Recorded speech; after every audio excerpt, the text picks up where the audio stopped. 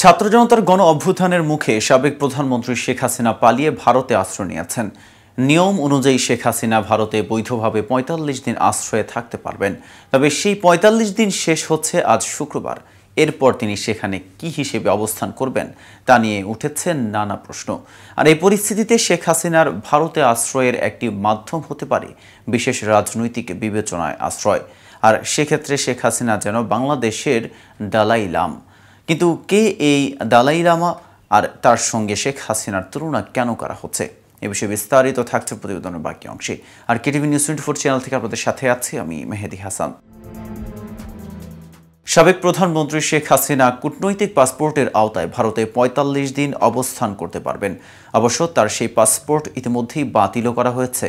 এখন শেখ হাসিনার সামনে ৩টি পথ খোলা রয়েছে। প্রথমত, তিনি ভারতে উদ্বাস্তু হিসেবে আশ্রয় পেতে পারেন। দ্বিতীয়ত, বিশেষ রাজনৈতিক আশ্রয় পেতে পারেন। তৃতীয়ত, তিনি তৃতীয় কোনো দেশে আশ্রয় পেতে পারেন।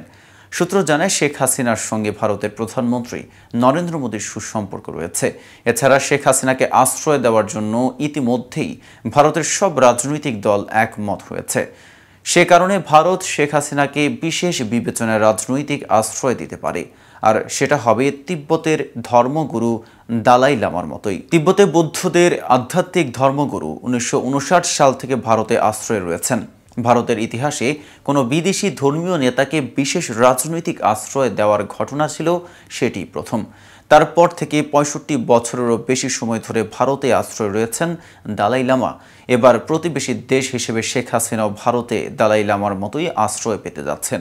ভারতের প্রতিবেশী দেশের রাজনীতিবিদদের আশ্রয় দেওয়ার অতীত ইতিহাস রয়েছে। শেখ হাসিনা ১৯৭৫ সালের পর ভারতেই আশ্রয়ে ছিলেন।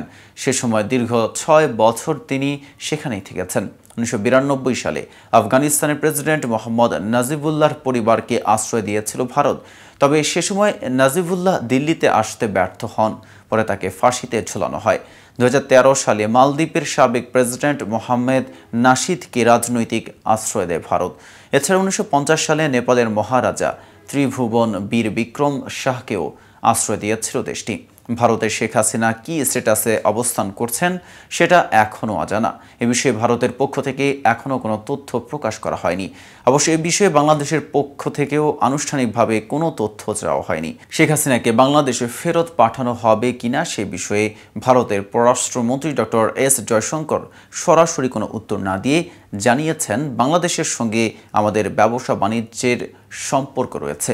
দুই দেশের মানুষের মধ্যে ঘনিষ্ঠ যোগাযোগ রয়েছে। আমরা কূটনৈতিক চ্যানেলেই সম্পর্কটা রাখতে চাই। শেখ হাসিনা ভারতে অবস্থানের ৪৫ দিন পূর্ণ হতে চলেছে। তাকে ফেরত আনার বিষয়ে জানতে চাইলে পররাষ্ট্র উপদেষ্টা তৌহিদ হোসেন বলেছেন, সব কিছু আইন দিয়ে চলে না। ভারত সরকার তাকে আশ্রয় দিয়েছে, তিনি সেখানেই আছেন। আমাদের সেভাবেই দেখতে হবে। ভারতে শেখ হাসিনার স্ট্যাটাসও জানা নেই বলে জানিয়েছেন তিনি।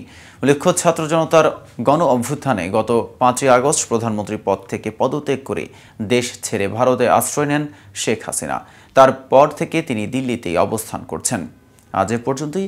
নিত্য নতুন সকল আপডেট পেতে কেটিভি নিউজ 24-এর সাথেই থাকুন।